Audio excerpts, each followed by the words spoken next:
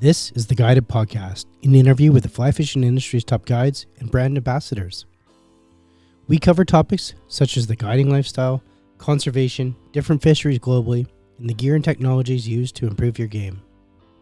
I'm your show host, Greg Keenan. Before we begin today's show, let's thank our show sponsors. Scientific Anglers is the leader in producing the world's best fly line for over 75 years.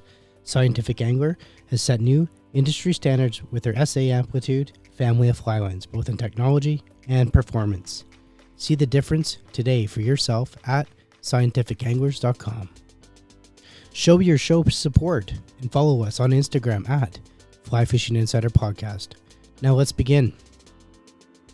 Here today to tell us more for what's new for Scientific Anglers, pushing forward, breaking boundaries. Here's Josh. Josh, how's it going, man? I'm doing well, thanks. Thanks for having me on. Yeah, no worries. Wow.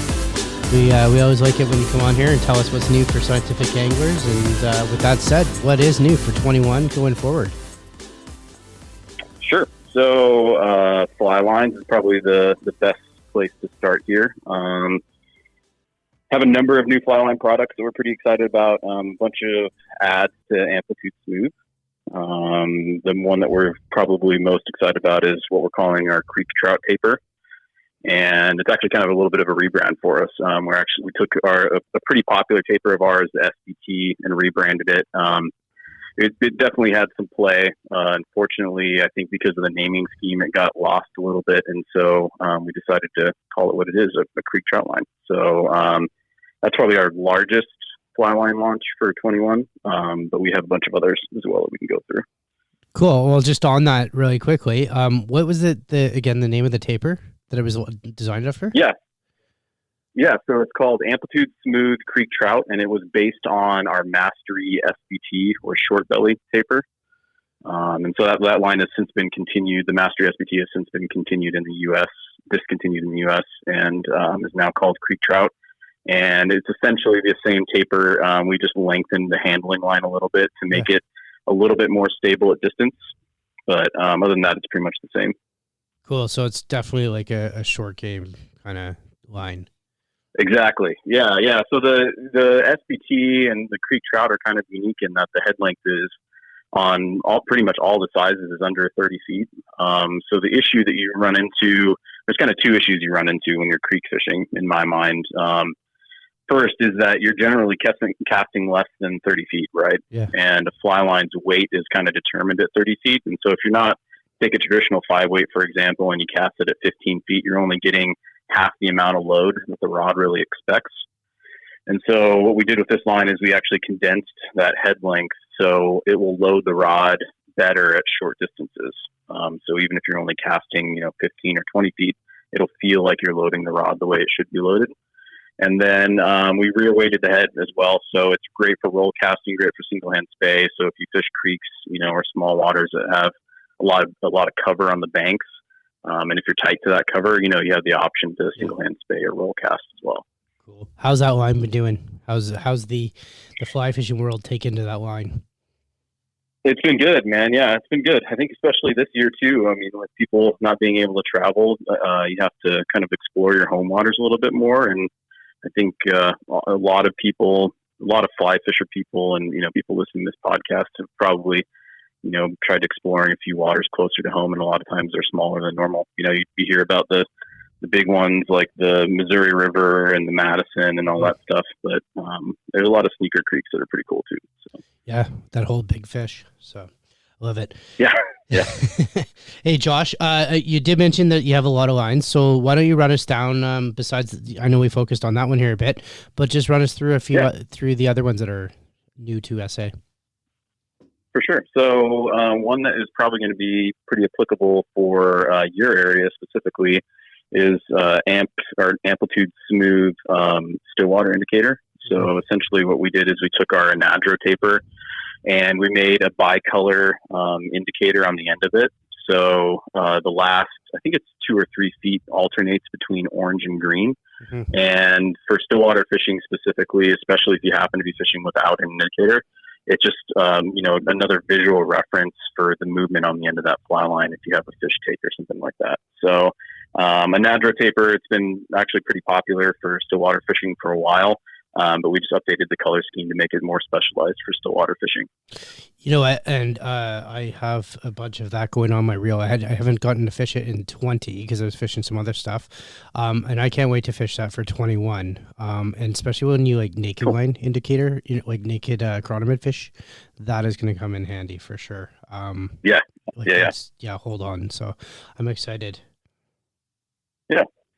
And then another one that would be pretty good for everybody up in DC would be our new Gadget line, actually. And this is a new taper for us for this year. So it's kind of hard to describe on the phone. But most Gadget lines that I've come across, they have a fairly short front taper because you want them to be aggressive. And then the remainder of the line is sort of a level belly. Mm-hmm. With this one, we actually tapered the belly slightly to concentrate even more mass towards the back of the head. Which is sort of more of the line that's going to be loading your rod.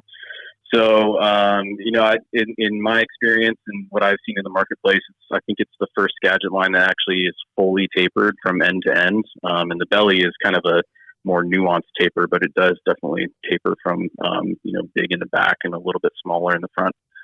And what we found is just it makes it, that much smoother in turnover and definitely helps transfer all the energy down to the tip a little bit better. So we've got that and a floater and an intermediate that will be available for this year. So for all the BC spay heads, that should be another good option as well. Awesome. Gotcha. Alrighty. Yeah. What else you got, Josh? Amplitude Bath Bug should be another popular one for the American market at least. Do you guys have much bass fishing up in Canada?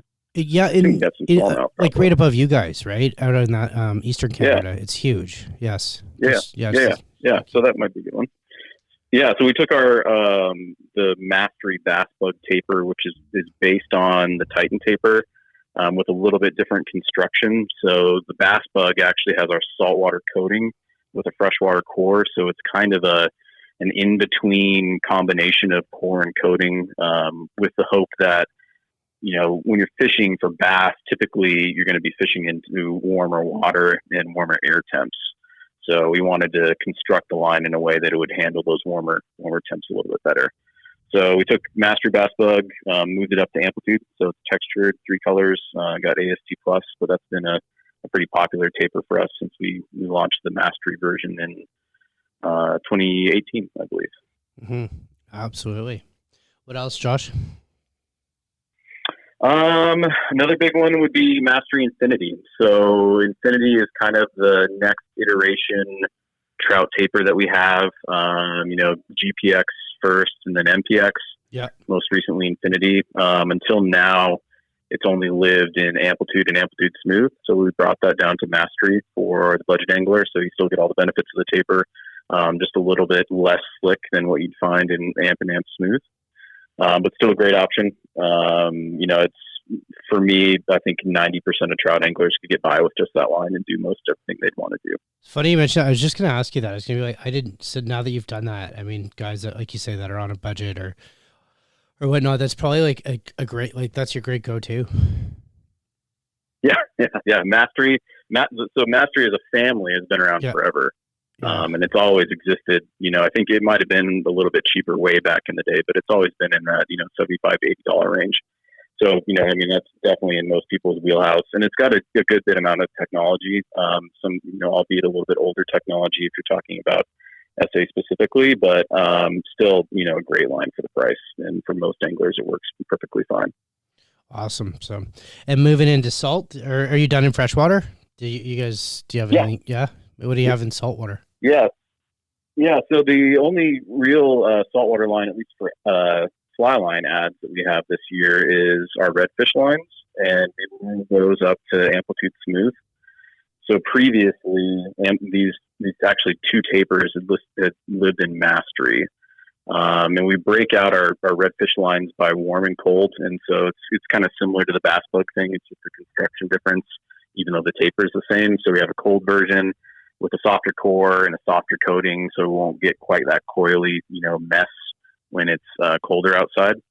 And cold is kind of relative, for redfish, but it's built appropriately to handle, whatever cold environment you encounter in Louisiana. It's not. I think it gets freezing down there occasionally, but it's not like a Michigan winter.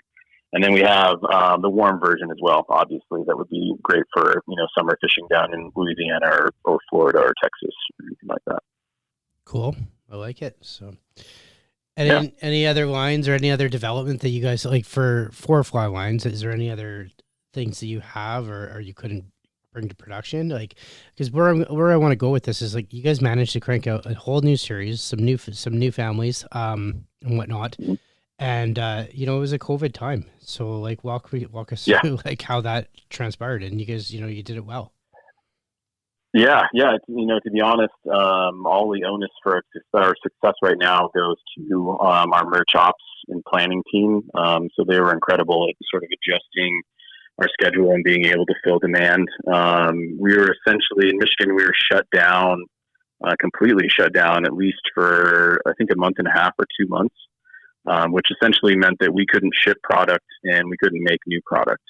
And luckily, we were in a pretty good inventory status going into this. And then as soon as we got back, we hit the ground running and just started building lines. And so far, we've been able to keep up pretty well. It has definitely sort of impacted us from the standpoint of, we don't want to launch too many lines in this coming year just because we're trying to keep up with the current demand. Mm-hmm. But yeah, I mean, it hasn't really been that limiting, and our merch ops team has been a rock star, so we can't complain there. Definitely sounds like it. So Josh, which line are you most would you say is the most technology's gone into, like out of the few new lines that you mentioned? Yeah, I would say probably the creek trout. And it's the creek trout is a very, like I said, it's kind of a nuanced taper. And there are definitely some pretty picky creek fishermen. You wouldn't really think that you need to put that much thought into a taper for a line that you're only going to cast like 15 or 20 feet. But a lot of thought and development went into the SBT specifically, and then into this one as well. And I think it just kind of naturally lived. It felt good putting it into Amplitude Smooth, where we had AST Plus and all of our other technologies in there. Should be, an excellent technological and good casting creek line for that application. Absolutely. And I'm looking forward to trying it for sure. So I've heard nothing but good things about it. So, and I'm sure that's going to continue. So, and Josh, just really quickly, I wanted to talk a bit more about the Gadget that you did. I know you and Brian had worked on that. He kind of told me. One of the questions that I asked Brian was, what color was it? I go, is it going to be that gray? And I just wanted to know if you had stuck with that gray. Yeah. So, satisfying state fishermen is it's a difficult thing to do. So when we launched Freightliner, we had some requests to make sort of a more muted color scheme. Even if you look back, 7, 8, 10 years, most of our Gadget lines were bright orange, and actually probably a majority of Gadget lines out in the market were sort of bright orange. And so there's been this trend of kind of going to, colors that are more and more, I don't know if camouflage is the right word, but more muted, certainly. Yeah. And I think with the last iteration, we maybe went a little bit too far. So the gray actually ended up coming back, and we had a bunch of anglers saying that they couldn't see it well enough.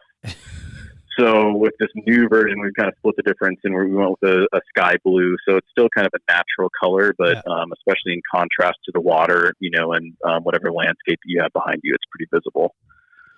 Good call on that. For sure. It's funny.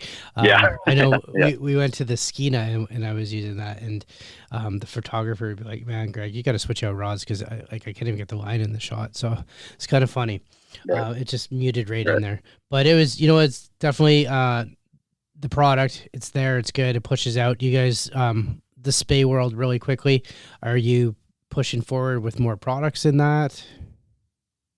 You can definitely look for more products coming there. I would say generally to, SA, this last year, this year, and definitely in the years in the near future, we're going to have a big push for leader and tippet as well. So, I think you could definitely expect some more cool stuff coming in both those categories.